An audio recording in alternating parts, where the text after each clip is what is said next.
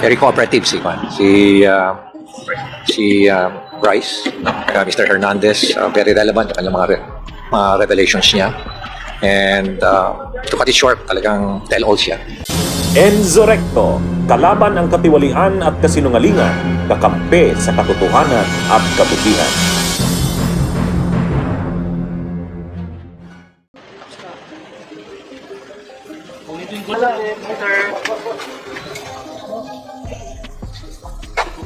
Uno. Hi, sir.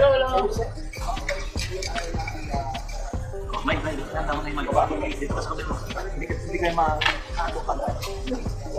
Oh, wala na atras. Lalapit.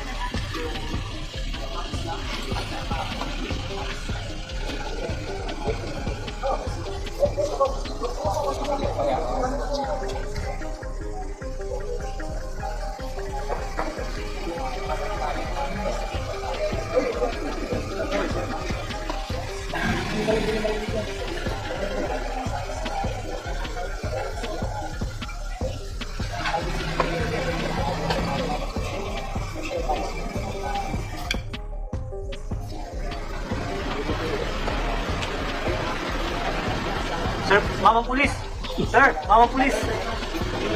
Sir!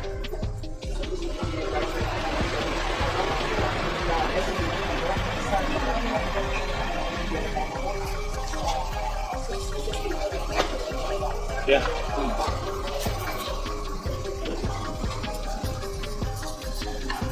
Ikaw na dyan, remote yung sa inyo.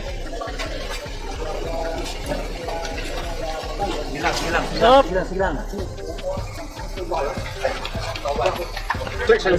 Opening statement, sir. Bombo, pakimic lang po. Investigation, Mayor. Papatingin ko yung nanay ko, 96 years old na. Happy birthday. Yes, sir. Hello, we have a good, very constructive na interview ngayon na si Mr. Bryce Hernandez, followed by the former Secretary ng DPWH, Secretary Manuel Bonoan. Very cooperative si Bryce, Mr. Hernandez, very relevant yung kanyang mga revelations niya. And to cut it short, talagang tell-all siya. And he continued to cooperate with us para talagang ma-identify palalo yung iba pang mga sangkot.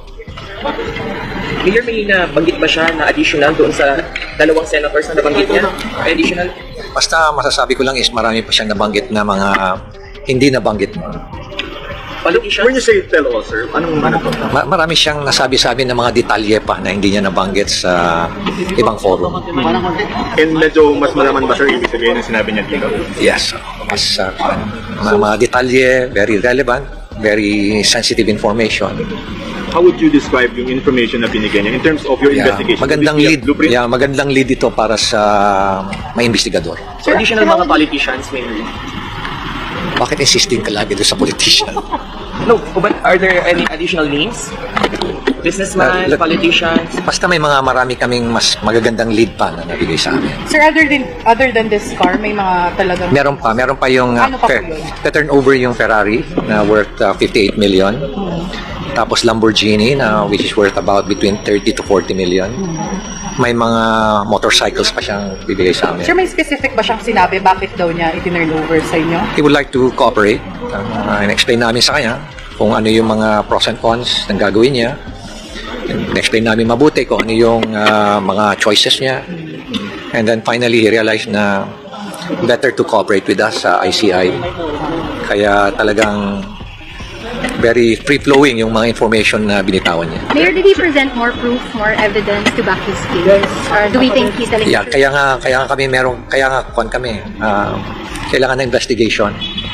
Kasi syempre yung mga sinabi niya, kailangan may corroborative evidence. Mayor, na-open up niya sa inyo yung sa account niya sa casino? Umamin ba siya na yung ID sa kanya talaga ginagamit talaga nila? Sabi ko nga, lahat ng mga relevant na information ibinigay niya. Sir, are we evaluating him to be a possible safety? Ay, hindi namin iniisip yan.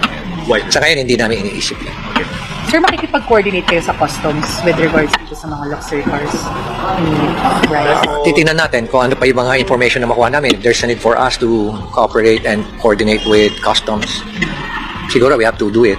Lahat naman tinitingnan namin. As an investigator, lahat ng anggulo, lahat ng mga opening, lahat ng mga potential leads, kailangan namin exploit lahat. Sir, kaninong custody yung mga sasakyan? What are we going to do about Ay, this? custody ng ICI. And then, eventually, Tapos, eventually, i-auction yung mga yan. Pero merong proseso lahat yan. Sir, si Secretary, Pero ngayon, mabuti pa na i-consolidate muna lahat. okay, Secretary Bunuan, sir, what did he say? Si? Secretary Bunuan. Yeah, in-interview rin namin si Secretary Bunuan. Ano po Kamusta, sir? sabi? For the meantime, siguro hintayin na lang natin si Chairman kung ano yung magandang kung ano yung mga na-reveal niya. Better for the Chairman to reveal. So will you be conducting daily hearings or paano ba? Yes, the ICI will be conducting regular hearings, Okay. almost daily hearings. But on my part, as investigator, I have to be out in the field. Will this be open to the public, sir, the hearing? Yeah. Will this be open to the public? Sa ngayon, I leave it to the ICI to decide on that. Sir, si Sec Bunawan ba lumapit sa inyo or did you kayo Then nasa Pinas siya. Yeah. Meron pa pong other personalities na invite kayo? Marami. Marami. Tuloy-tuloy yan. Mga araw-araw yan meron. Sino, sir? Kaya siguro, pabuti pa siguro sila na magre-reveal. I don't have the freedom to reveal the names ng mga naimbita. Sir, would you say si Sec Bunuan naging cooperative din? Like, he... Ano naman siya? Kung ano yung mga tinanong namin sa kanya, sinasagot naman niya. Sir, sabi po ni Governor Simpson, pumunta din daw po kayo sa Ilocos po at sa Bicol kasi marami daw pong anomaly sa flood control projects. Alam mo, sa totoo lang, it's all over the place. It's all over the country. Sa dami ng mga natatanggap namin, talagang, I know it is widespread, pero hindi ko naisip na ganun pala ka-massive, ganun pala kalalim, ganun pala katindi yung corruption sa flood control projects. Pero hindi lang flood control projects. Nagulat din ako sa mga revelation na matindi pa pala rin sa ibang mga proyekto. Sir, nagulat kayo sa mga sinabi ni Bryce? Yeah, nagulat din kami. Pero ang maganda nun is he decided to, to say everything. Mayor, may additional Bernardo. May unexpected names po ba na nagsabi? Oo. Sir, si Sec Bernardo ba? Mayor, nag-expound po ba siya about Senators Jinggoy and Villanueva? Hindi na. Sir, si Sec Bernardo ba? Na-interview niyo na. Okay, sige. Ano, no? Yung Sec Bernardo? Yeah. Robert Bernardo. Will he also Yeah. be subpoenaed? Ano? Will he also be subpoenaed? Oo na, lahat. So, sir, you had... So, pasensya na kayo. We have to take you off. had- Who's next? We have to take off. Who's next yan? So, you had two, no? Sa investigation, sino na susunod? Sino yun? Susunod na nakaline up natin. Ay, hindi ko mabanggit. Bahala na siguro sila. Oh, I'm not... So, you had two today, Secretary Bunuan and... every day magkakaroon din. But Regularly. for today, sir, dalawa lang, no? Yeah. Sir, meron tomorrow? Meron tomorrow? Papahinga rin. Very good, sir. That's a good idea. Sagot na rin kami. Hindi, marami pa kami gagawin. Marami pa kami gagawin. Ano po ito? May hearing or interview? Ano pong formation nito, sir? Bale, Bunyog, halikan na kasama ka. Bunyog, kapag buklod ay may pag-asa. Luzon, Visayas, Mindanao, isa ang pananaw. Sa bagong Pilipinas ang bunyog isisigaw.